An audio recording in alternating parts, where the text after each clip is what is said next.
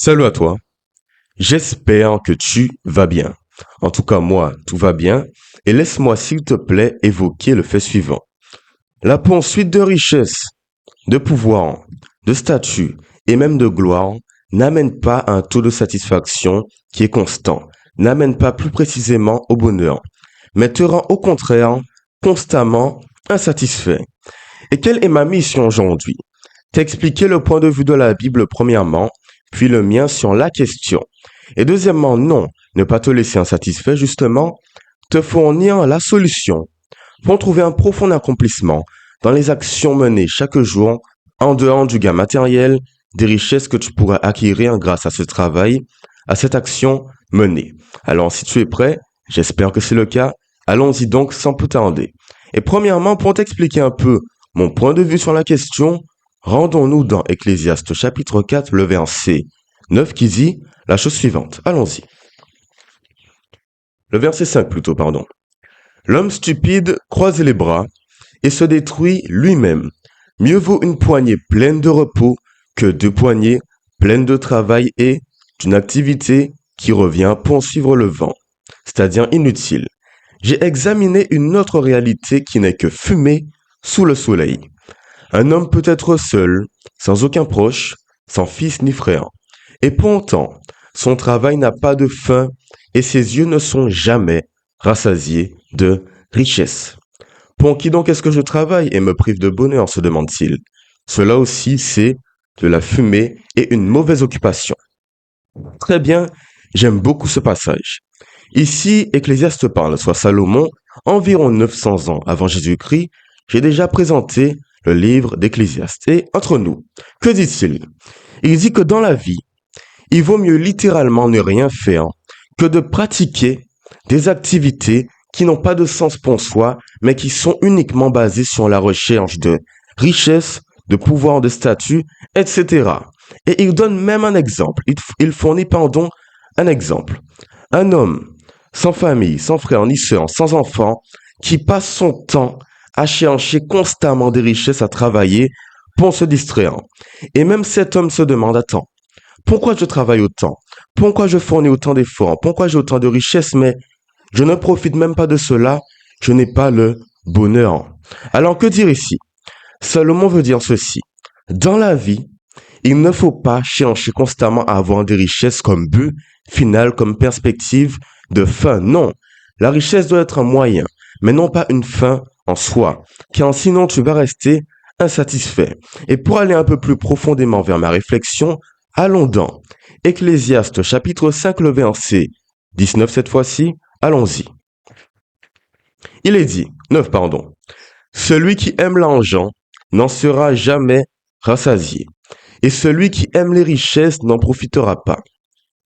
Ce n'est pas moi qui le dis, c'est la Bible, des philosophes aussi.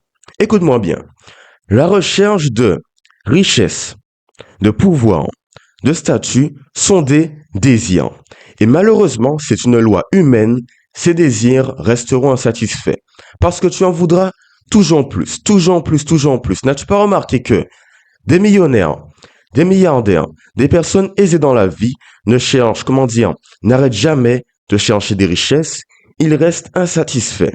Et laisse-moi un peu t'expliquer le sens du cercle vicieux. Premièrement, tu es dans la souffrance, car tu n'as pas de richesse, de pouvoir, de statut, tu n'as rien, tu souffres. Deuxièmement, tu souffres de nouveau pour avoir le statut, la richesse, le pouvoir, etc. Troisièmement, tu es satisfait. Un petit moment, tu as ce qu'il te faut. Quatrièmement, tu souffres de nouveau. Pourquoi? Tu te rends compte que tu n'as toujours pas ce qu'il te faut, tu n'es pas satisfait. Et cinquièmement, tu souffres de nouveau pour travailler. C'est donc constamment un cercle vicieux qui n'a jamais, j'ai bien dit jamais de fin, car Salomon le dit, l'homme ne sera jamais rassasié de ses richesses. Et maintenant, quelle est la solution? La solution est la suivante. Trouver un profond accomplissement dans les actions que tu mènes dans ta vie chaque jour. Trouver des projets de vie qui ont du sens pour soi, une œuvre pour notre vie.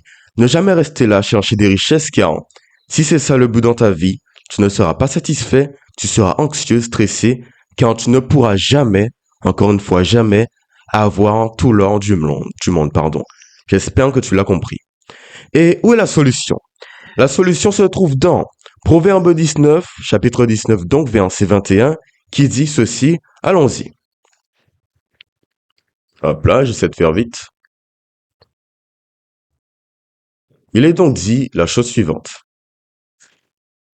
Il y a dans le cœur de l'homme beaucoup de projets, mais c'est le plan de l'Éternel qui s'accomplit. Alors tu l'as compris, l'homme a beaucoup de projets initialement. On veut tous, comment dire, lutter contre la mort, le fait que le temps passe, alors on a des projets, ce n'est pas mauvais. Et avant de t'expliquer un peu mon point de vue, un exemple concret. Disons que quand j'ai commencé cette chaîne YouTube, j'étais un peu sous l'impulsion d'un autre grand YouTuber, alors j'ai commencé. Et pendant longtemps, je pensais que ce que je faisais était bien et que Dieu était en accord avec cela. Alors quand je regardais ce verset, je me disais, oh, mais c'est bon, tout va bien de mon côté. Et puis en gagnant en maturité, en ayant une bonne relation avec Dieu, j'ai compris la chose suivante. Écoute-moi bien, j'ai beau avoir beaucoup de projets, mais si ces derniers ne sont pas validés par Dieu, ils ne vont mener à rien du tout et ils ne vont porter aucun fruit, aucun résultat palpable, tu vois. Et depuis que j'ai commencé cette chaîne YouTube qui est plutôt tournée vers la spiritualité, je me sens mieux, accompli, et j'ai cette sensation d'accomplissement qui m'amène au bonheur. Peut-être infime, oui, mais en tout cas, j'ai plus de bonheur en cherchant ce que je fais actuellement qu'en cherchant des richesses, du pouvoir, du statut. Tu l'as compris. Alors, pour un peu synthétiser le verset, écoute-moi bien. Tu as des projets, oui, mais si tu veux avoir un sentiment d'achèvement en toi, en accomplissant ce que tu dois accomplir, il te faut l'aide de Dieu. C'est Dieu qui va te conseiller, t'aider à trouver ce qui est bon pour ta vie. Et pour te rapprocher de lui, pour qu'il te conseille, j'ai trois outils. Le premier et le suivant, écoute-moi bien, c'est la prière. Quand je dis prière, attention, je ne dis pas fermer ses yeux, main close et prier normalement. Non, il n'y a pas de façon de prier. Le plus important est le suivant. Tu parles à Dieu avec sincérité, avec foi. Et tu ne vas pas avec Dieu, en tout cas vers Dieu, avec trop d'attentes du genre. Dieu doit faire, pardon, ceci, cela, de cette façon et pas d'une autre. Non, va comme une petite brebis, une petite chèvre et dis-toi juste, Dieu, voilà mes problèmes, voilà mes projets, je te les confie, et toi seul pourras me dire si ce que je fais est bon ou mauvais et qu'est-ce que je dois changer dans la trajectoire de vie que j'ai actuellement. Alors la prière intéressante, comme moi, je m'isole un peu, je vais dans la nature, avec des tortues, dans les bois. Là, je parle à Dieu, simple et efficace, et je pense qu'il m'entend. En tout cas, j'espère bien que c'est le cas, mais je le crois. Deuxième outil, le voilà, logiquement, la magnifique, c'est la Bible. La Bible, c'est très peu cher. J'ai acheté ça à peine 3 euros et c'est un livre de vie pour l'amour, la paix, la joie, le travail, la vie en société, etc. Plus de 900 pages, oui, mais tellement et tellement importante, cela m'a apporté beaucoup, notamment le livre des Proverbes et d'Ecclésiaste. Et entre nous, si Dieu a un plan pour toi, même si tu as du mal à prier, car j'avais du mal aussi, c'est bien la Bible qui m'a aidé. Tu vas toujours en trouver un verset, même un petit morceau de phrase dans la Bible qui va t'interpeller et t'amener vers une bonne trajectoire de vie, vers une bonne direction. Ne l'oublie surtout pas. Alors la Bible étudie, gratuite sur le téléphone, tu le sais, ce livre est très connu. Dernièrement, les chants. Avant, je ne chantais pas beaucoup, c'est vrai. J'ai même eu du mal à le dire tellement c'est vrai. Je ne chantais pas beaucoup, mais au fur et à mesure du temps, chanter des choses bibliques, des chants, du gospel, etc., c'est un peu édifiant, très édifiant même. Alors, vas-y, si tu penses que c'est de cette façon que Dieu pourrait te parler, fonce. Il n'y a pas de façon, comment dire, de moyens réglementés. Dieu te parle quand il veut et comme il veut. Alors, je t'ai cité trois outils, rapides et efficaces, je n'ai pas trop approfondi ma réflexion dessus car tu les connais, ma chaîne YouTube est consacrée à cela. Dans tous les cas, Dieu peut te parler de toutes les façons différentes. Et avant de terminer, laisse-moi dire ceci. Peu importe le projet que Dieu va te donner, peu importe ce que tu dois faire dans ta vie, donne-toi toujours un maximum.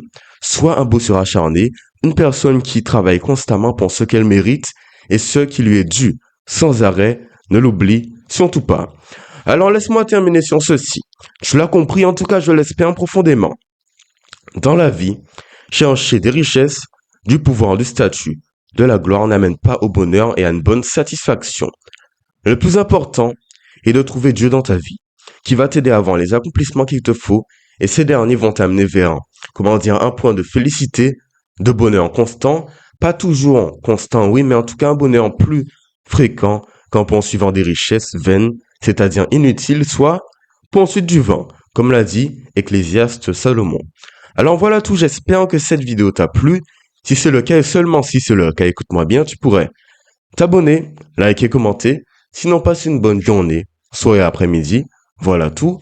Prochaine vidéo dans quelques jours, je ne sais pas encore trop quand. Et puis, au revoir, bye bye.